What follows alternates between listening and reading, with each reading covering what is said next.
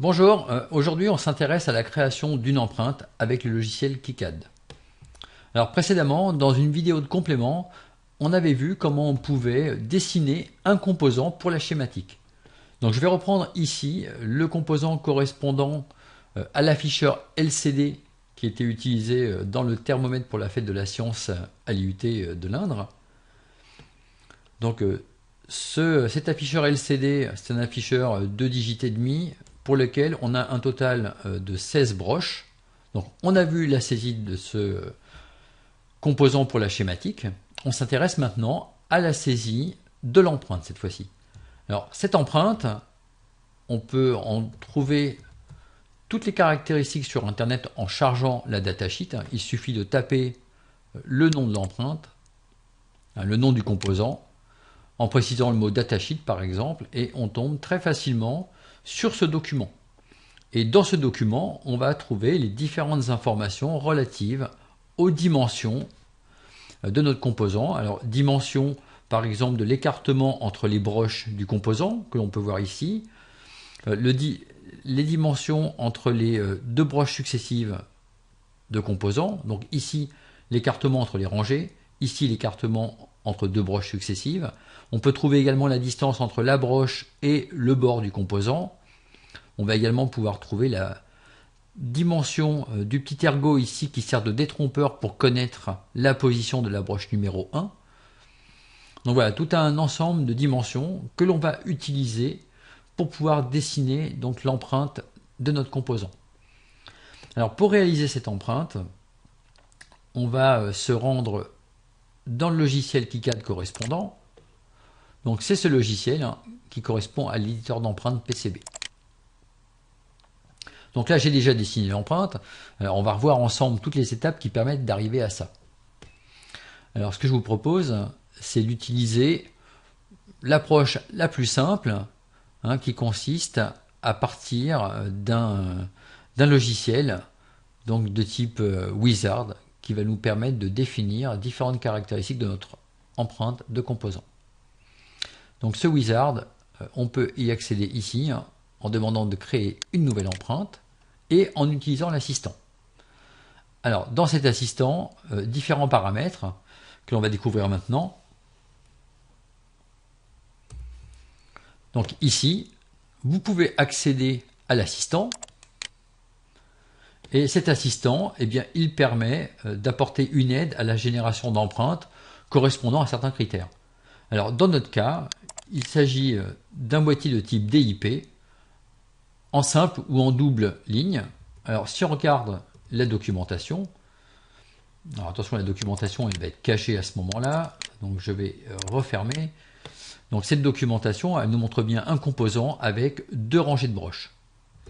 Donc je retourne sur l'assistant, et donc dans cet assistant, je vais donc prendre cette catégorie-là de circuits intégrés. Alors c'est propre pas seulement aux circuits intégrés, c'est d'une façon générale aux composants pour lesquels on va trouver une simple ligne de broche ou une double ligne. Alors évidemment, là, il nous propose tout de suite ce que j'ai déjà rentré précédemment. Alors on va voir dans le détail ce qu'il faut rentrer et quels sont les paramètres à utiliser. Donc d'abord, concernant les broches. Donc les broches, on en a 16. Donc ça, c'est pas une surprise, on l'a déjà vu quand on a dessiné le composant. Donc 16 broches, 1 à 8 ici, et ensuite de 9 à 16 comme ceci.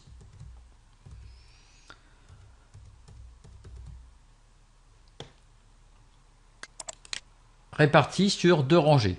Alors un composant, 16 broches réparties sur deux rangées, la numérotation, elle obéit à certaines règles. On va toujours dans l'ordre 1 à 8, et ensuite après 9 à 16.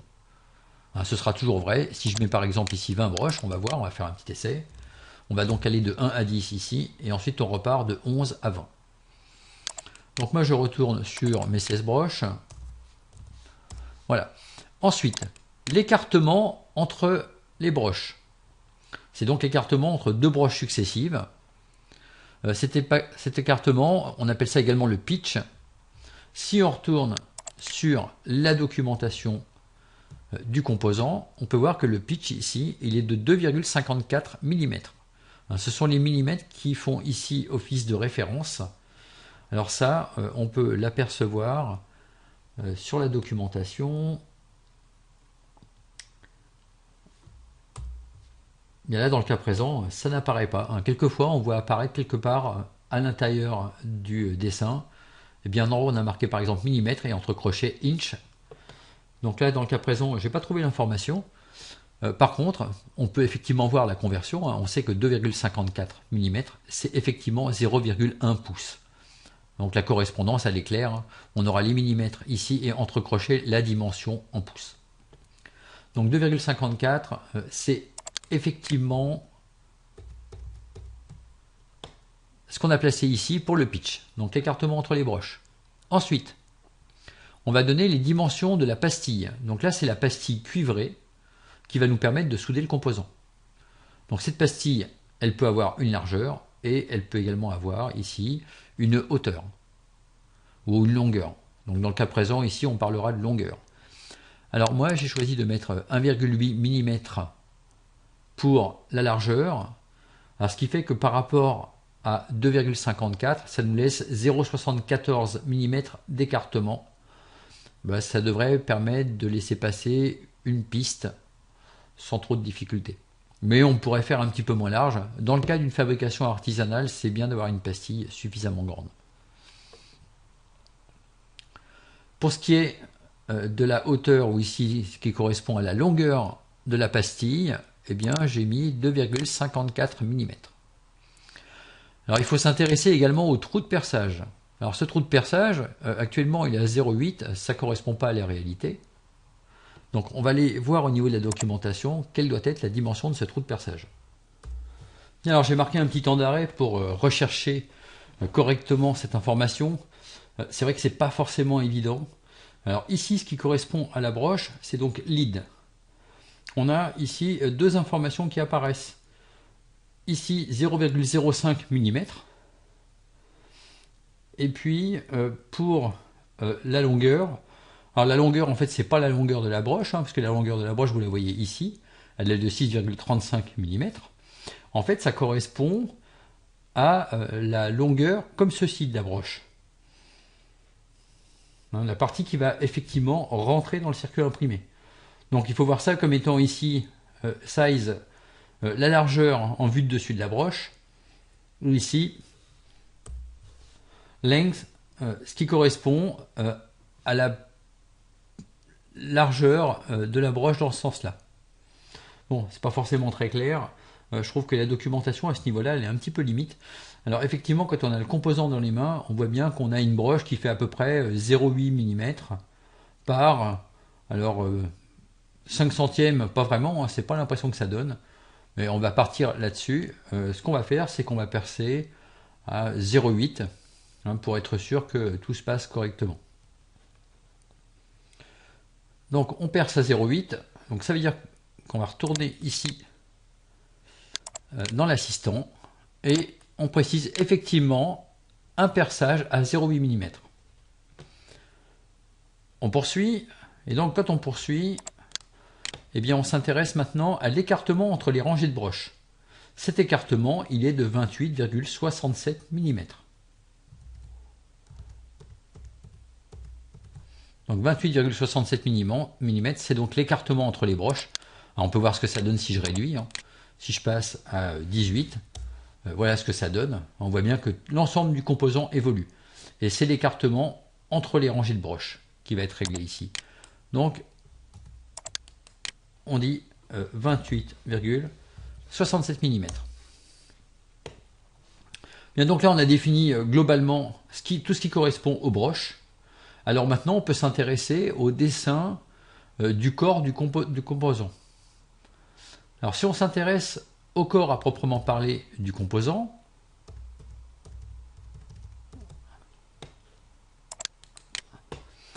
donc le corps du composant, eh bien, on peut voir que sur les côtés, par rapport à la broche numéro 1, ce corps de composant va dépasser de 6,11 mm. C'est donc la marge qu'on a ici à gauche, on a la même à droite. Alors, on pourrait aisément le calculer. Donc c'est 6,11 mm. eh bien on va les mettre sur un paramètre. Donc ici, au niveau du body, donc qui correspond à la marge sur X. Donc la marge sur X, ce sera donc ici 6,11 mm et on aura donc 6,11 de chaque côté, ici et ici. On va le vérifier par la suite.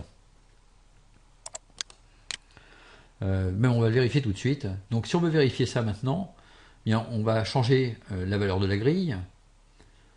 Par exemple, je vais mettre une grille à 1/10 de millimètre. Je me positionne ici et vous vous souvenez que quand on fait des mesures, il suffit d'appuyer sur espace pour mettre les coordonnées dx, dy ici à 0. Donc là, je me mets dx, dy à 0 et je regarde ce que j'ai jusqu'ici. Et là, ce que je vois, c'est que j'ai une distance de 7 mm.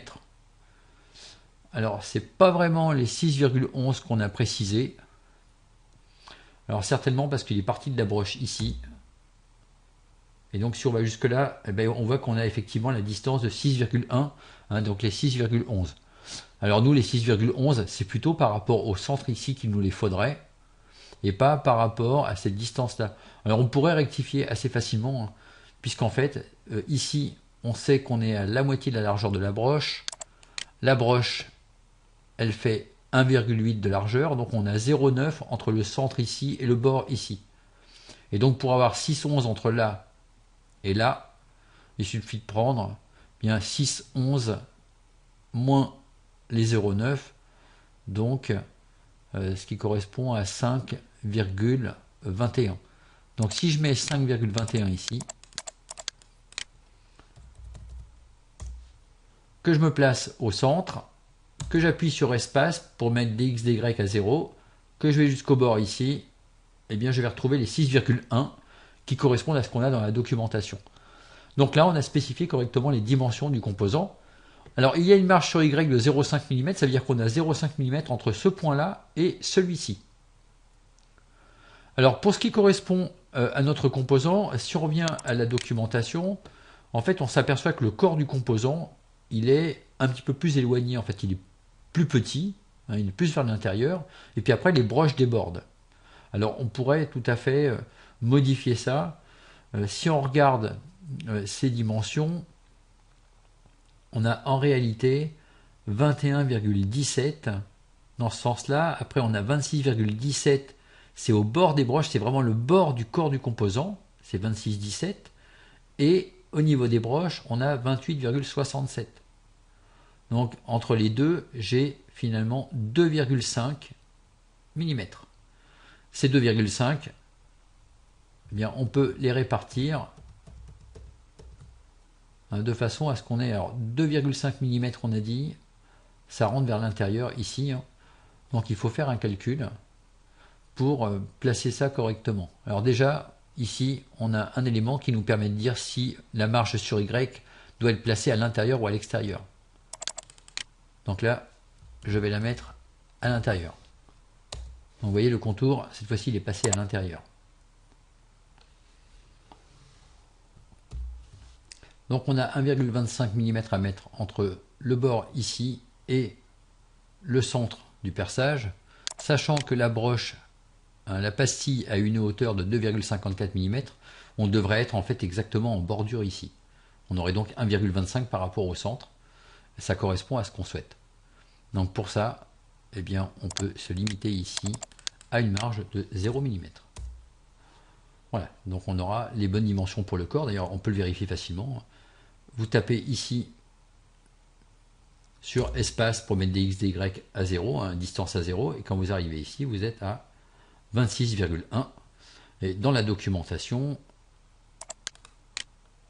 alors évidemment elle est cachée derrière à chaque fois, dans la documentation on avait 26,17. Donc c'est tout à fait convenable pour ce paramètre-là. Bien, alors on a terminé ce qui correspond au dessin préalable du composant. Ce dessin préalable, on l'exporte vers l'éditeur et voilà ce qu'on obtient. On peut maintenant affiner si on le souhaite. Alors affiner, c'est par exemple préciser certains critères, déplacer certains éléments. par exemple, si on s'intéresse à notre composant, eh bien, vous pouvez remarquer qu'à cet endroit-là, on a plutôt quelque chose qui va dépasser, et qui va dépasser de 1 mm en épaisseur. Alors, cette dimension-là, elle n'est pas très intéressante. Ce qui nous intéresse, par exemple, c'est d'avoir cette dimension-là correcte. Donc là, on pourrait tout à fait déplacer ce segment-là pour l'amener 1 mm par là-bas. Donc, je vais me placer dessus. On sélectionne la couche correspondante, qui correspond à la sérigraphie. On se place dessus, et M, on déplace. Donc ici, on se trouve au même endroit.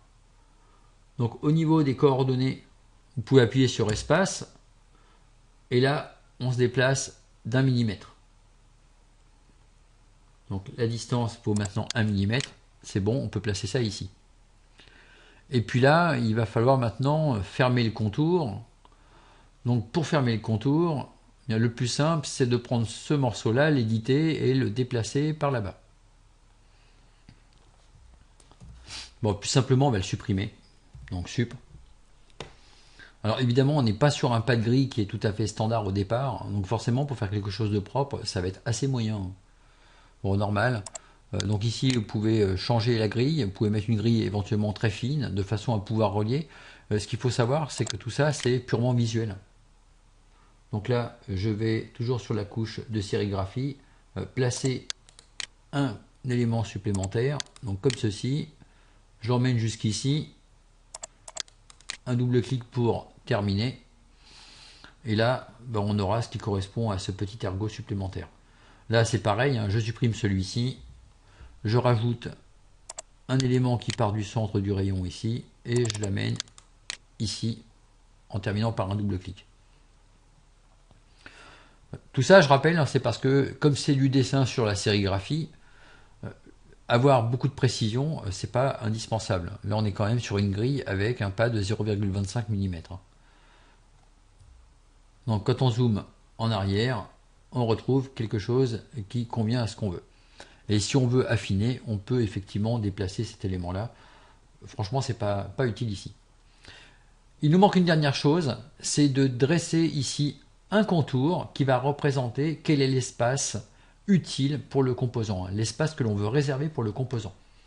Alors pour faire ça, on va se placer sur la couche ici, qui permet de spécifier la zone d'occupation de l'empreinte sur le dessus du circuit imprimé.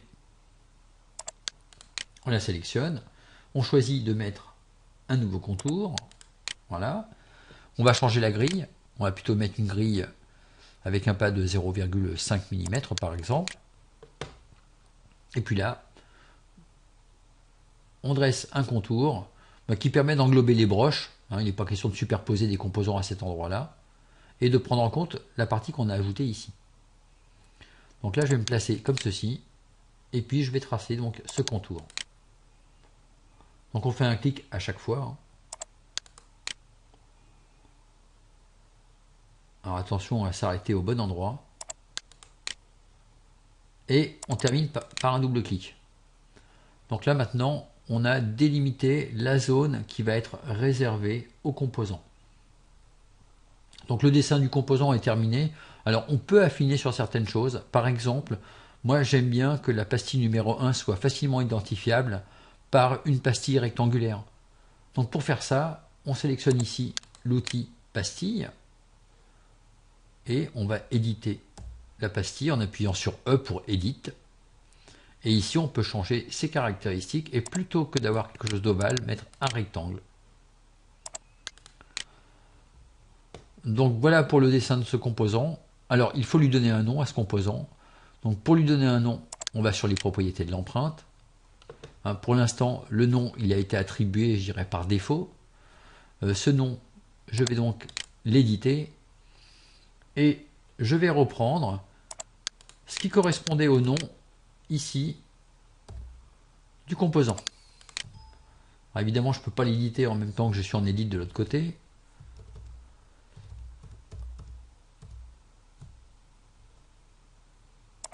Donc on sort de l'édition, on va se placer à nouveau sur le symbole, édite, voilà, je copie, ça évite de faire des erreurs, quand on fait un copier-coller au moins on est tranquille.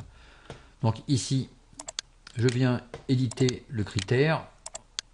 Voilà, je vais donc l'appeler avec le même nom que le composant. Ici, le nom du module dans la librairie, pareil. Voilà, donc on a donné le nom à notre composant. On peut ajouter un module 3D. Bon, pour ça, il suffit, non, il faut l'avoir dessiné. Donc là, ça n'a pas été fait. Hein. On peut éventuellement mettre un mot-clé. Bah, par exemple, LCD.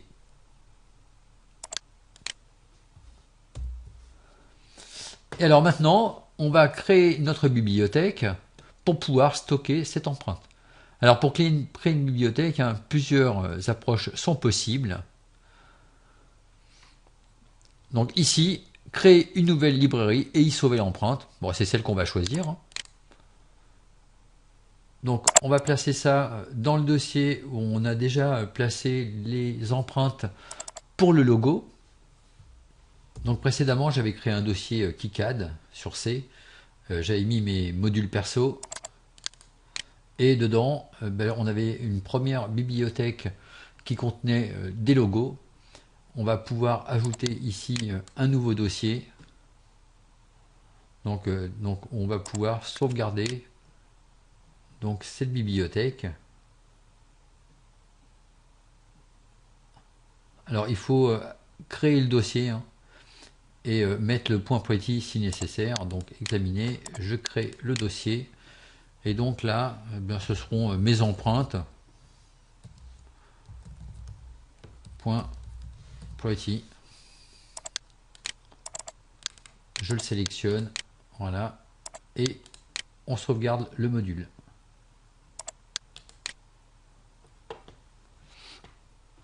Bien, alors on peut aller vérifier ça. Donc, je vérifie le travail. Je vais dans C, KiCad, mes modules, mes empreintes.poetry et on retrouve ici ce qui correspond au dessin de notre empreinte. Voilà, donc là on vient de terminer la saisie d'une empreinte.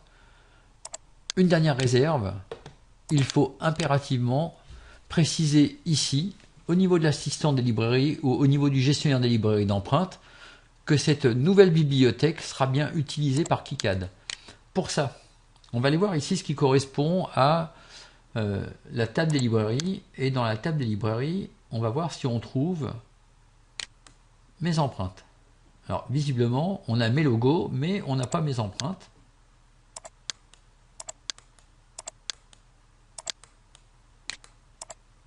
Donc on a compris, hein, ça signifie qu'il va falloir l'ajouter. Donc pour l'ajouter, préférence, assistant des librairies d'empreintes. Et puis là, on va chercher le dossier sur ordinateur. Donc on va le chercher dans le dossier KiCad, module perso, mes empreintes.poetry, suivant, terminé. Et donc normalement, maintenant, l'empreinte est disponible et accessible à partir d'un projet. Donc ça veut dire que dans vos projets, vous pourrez maintenant utiliser LCD-S2SX1 C50TR comme nom d'empreinte. Voilà, je vous remercie d'avoir suivi cette vidéo.